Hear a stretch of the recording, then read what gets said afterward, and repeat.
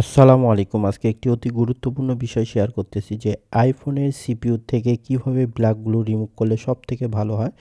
তো আমি এইভাবে রিমুভ করলাম, কিন্তু এটা আসলে সঠিক পদ্ধতি না।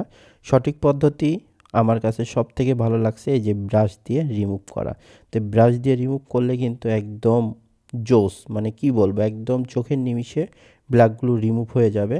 জাস্ট হিটিং টেম্পারেচার হালকা রেখে এবং এয়ার একটু বাড়িয়ে দিয়ে জাস্ট আপনার ব্রাশ দিয়ে হালকা হালকা, খুব বেশি ওয়েট দিয়ে না, হালকা হালকা জাস্ট সিপির উপরে জাস্ট ব্রাশটা পড়বে আর টান মারবেন এরকম পজিশনে।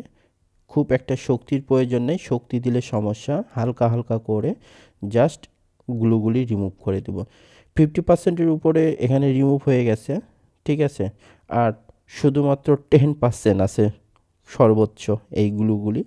তো আমি সুন্দর করে আস্তে ধীরে, একদম দেখছেন, এই টিক্সটা অনেকেই জানে না যে এইভাবে যদি আইফোনের সিপিইউ তোলার পর জাস্ট ব্ল্যাক গ্লু যদি এইভাবে রিমুভ করা যায়, তো সিপিইউটা একদম 100-100, কোনো রকম কোনো সমস্যা হবে না, সিপিইউটা একদম ঠিক থাকবে।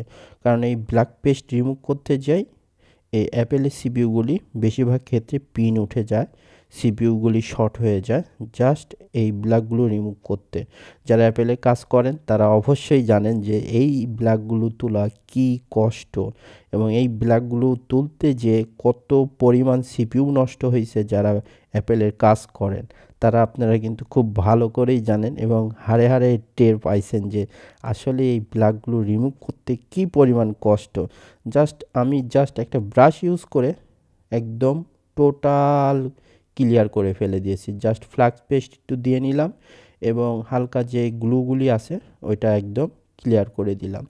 তো এই হচ্ছে সিপিইউ, যে অ্যাপেলের সিপিইউতে ব্ল্যাকগুলো রিমুভ করা সবথেকে সহজ টেকনিক, এবং আইসিতে কোনো রকম কোনো না ক্ষতি করে একদম 100-100 কমপ্লিট একদম ব্ল্যাকগুলো। ধন্যবাদ সবাইকে, ভালো থাকবেন।